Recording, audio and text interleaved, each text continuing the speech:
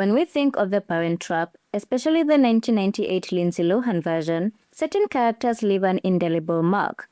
There's Hallie and Annie, the precocious twins separated at birth. There's Elizabeth James, the chic and emotionally reserved mother, and of course Nick Parker, the charming vineyard-owning dad. But no one sparks more controversy and scorn than Meredith Blake, the blonde publicist fiancée, branded a gold digger and a villain in the eyes of two 11-year-olds and by extension an entire generation of viewers. But what if we've been wrong about her this entire time? Meredith Blake has long been cast as the wicked stepmother, a young attractive woman hell-bent on marrying for money who loves children and conspires to ship them off to boarding school. But when we peel back the layers, we start to see something more complex. Perhaps she isn't the villain we've made her out to be. Perhaps she simply is a woman who knew what she wanted and refused to apologize for it. Maybe Meredith Blake is the most misunderstood character in the film. Let's start with the obvious. Meredith Blake is 26 years old. She works as a publicist in San Francisco.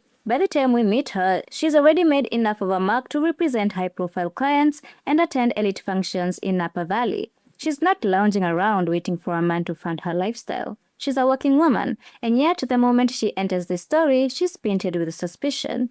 Why? Because she's beautiful, ambitious, and not maternal? The film is seen through the eyes of two children trying to reunite their parents, so they obviously position Meredith as an obstacle. But if we look at the story from her perspective, things start to shift. Meredith falls in love with a handsome, successful man who owns a vineyard. He doesn't tell her apparently until very late into their relationship that he has a daughter. Meredith didn't insert herself into the lives of children. And when she does meet Hallie, who's actually Annie pretending to be Hallie, Meredith tries. She really does. She attempts to be cordial, but what she's met with is immediate hostility, pranks, and manipulation from two extremely cunning kids. In any other context, sabotaging someone's drink, tying them to a mattress, or dragging them into a lake would be considered bullying. But because the perpetrators are twin girls in matching overalls and the target is a glamorous woman in a pantsuit, she deserves it. But what exactly did she do to deserve it? The argument that she's a gold digger is the most persistent accusation against her, but this logic is inherently sexist. Is it so outrageous that a successful woman might want to marry someone of equal or greater success? The very idea that a woman in her 20s would rather not be a stepmother to two teenagers is treated as scandalous. She doesn't want kids right now. But is that evil? And in a society where women are often expected to nurture by default, Meredith's refusal to play into that expectation feels threatening. Let's talk about the boarding school plan, the big aha moment where the twins and the audience finally deem her irredeemable. Here's a woman who's facing two kids who've made it abundantly clear that they hate her, and she suggests they be sent to school abroad. The movie frames this as a sinister move, but is it really? Plenty of elite families send their kids to boarding school. Meredith's suggestion is pragmatic. Maybe not warm, but understandable, especially when she's been terrorized in her own vacation. There's also a question of aesthetics. Meredith is coded as the bad guy in the same way so many ambitious, fashion-forward women are in family films.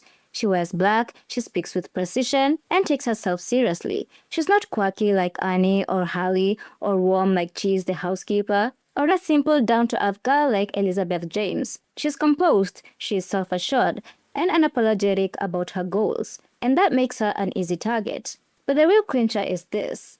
Meredith Blake is the only adult in the entire film who sees what the twins are doing and calls it out. Everyone else, Nick, Elizabeth, Chase, are so overwhelmed by the charm of the twin twist that they go along with it. No one holds the girls accountable. No one says, hey, maybe this level of deception might be traumatic. Meredith is the only person that says, this is insane. And for that she is villainized. And yes, her meltdown at the lake is over the top. Yes, she throws a tantrum, but let's not forget that she was dragged out of bed at dawn, lured into the wilderness, and soaked in a freezing lake. All orchestrated by two children who had been systematically gaslighting her for days. If any of us were in her shoes, we'd probably crack too.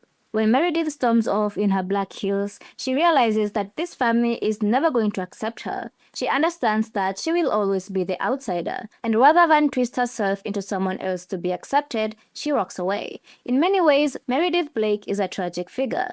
She wanted love, stability, perhaps even influence. But she was never going to get that from Nick Parker, a man so disorganized that he didn't even realize that his child had been switched. She was never going to win over a pair of kids determined to resurrect a broken marriage. But in hindsight, Meredith Blake deserves respect. She wasn't evil, she was clear, she had boundaries, and she didn't really try to manipulate. She reacted. Her only real mistake was walking into someone else's story and thinking she could belong. So maybe the next time you watch The Parent Trap, take a moment to view it not through the eyes of the precocious twins, but through the eyes of a 26-year-old woman who dared to dream of a glamorous life in Napa, only to realize that she was cast in a villain story that was never going to make room for her. Meredith Blake didn't deserve our hate. She deserved a better movie. Thanks for watching this video. Please comment, like, and subscribe. Tell me your thoughts down below, and I will see you next time. Bye!